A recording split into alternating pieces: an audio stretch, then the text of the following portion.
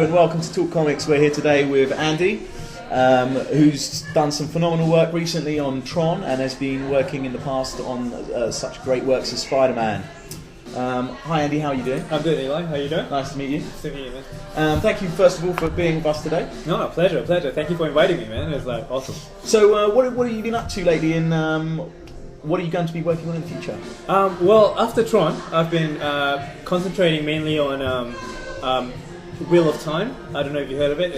It's being published by Dynamite. It's basically adapting the novels by Robert Jordan, who lately, unfortunately, just passed away. And it's being getting the comic treatment basically by Dynamite, and slowly adapting those 14 novels, eventually 14 novels into comic form. Great. It's been good. It's fantasy stuff, so I love fantasy. And you're going to be on it for a little while to come. I hope so. The foreseeable future. Hopefully, if I do a good job and they want me back, then yes, I hope so. That's great. It's a long-term plan anyway. So we just saw the Tron movie come out as well recently, yeah. And obviously there's a graphic novel which we're going to give away, signed. Here it is. Thank you. How long did it take you to do, and what was involved? Basically, a lot of liaising with Disney. I was actually hired by Disney first, and to work on a graphic novel, and it was meant to be around a 4 month project. But what happened was there was a lot of not script changes so much, but just fine tuning of the scripting. So you went back and forth. Eventually, I think it all came out in about 6-7 months. And yeah, there was a lot of research done. I got a lot of basically never before seen footage from the Tron universe before the movie came out and stuff like that. So it was quite an experience basically to work on such a big product. It's such an iconic product too. So did they send you designs, because it's very stylized? Yes. Yeah. Did they send you all the styles and designs, and did you have to maintain a certain style? I did. Basically, I had to rewatch the original Tron movie and watched a lot of the trailers again and a lot of footage and stuff. Because whatever is in the book has been kind of already pre-designed by the concept artist that was working on the movie and on the Evolution game. So I don't know if you know how the sequence works. Basically, the first original Tron movie came out, and then there's a Tron Evolution game, which is in between that. And then there's Tron Legacy, the movie. My book is basically before the game. So it's prequel to the game? It's prequel to the game, but it overlaps slightly towards the end. Right. So a lot of the designs had already been done. So I kind of had to establish that. My editor did give me a little bit of free rein in terms of designing certain elements and characters that you probably won't see in the movie or the Evolution, but basically like the black guards or whatever. Not the black guards were already designed, but the guards previous to that sort of thing. So I got to design some elements, but a lot of it was pretty much predetermined already. So they didn't let you have a look at the movie before they... Unfortunately, it wasn't finished yet. And I was like, I'm a fan of the movie, so I got sent a script basically of the movie.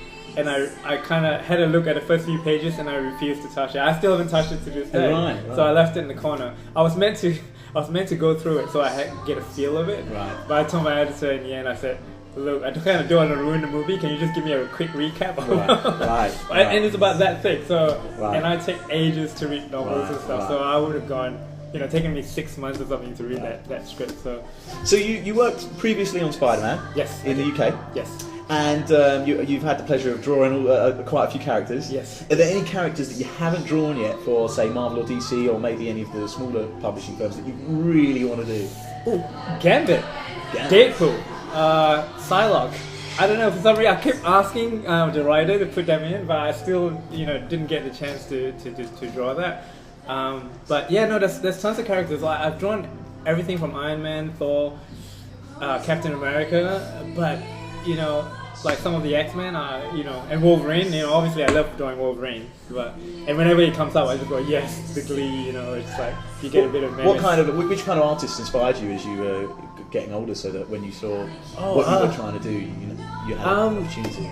I did a lot of research. I mean, I grew up being inspired by a lot of the artists like Arthur Adams, Steve Ditko had an amazing style. It was quite, it had a natural realism to it, I guess.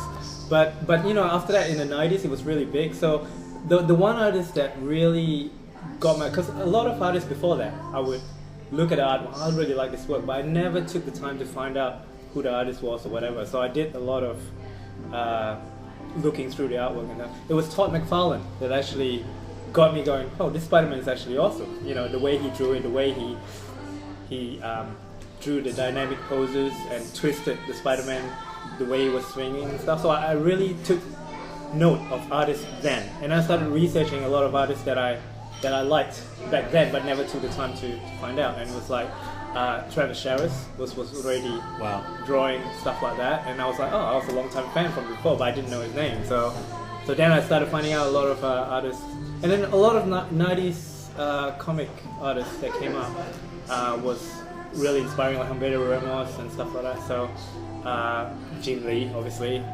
just off the top of my head, just all these great artists. I just look at everyone, Mike Wieringo, everyone. So now you're a rising star in the art world, and you're making big waves at the moment, especially with the great look that you put in the Tron Betrayal graphic novel.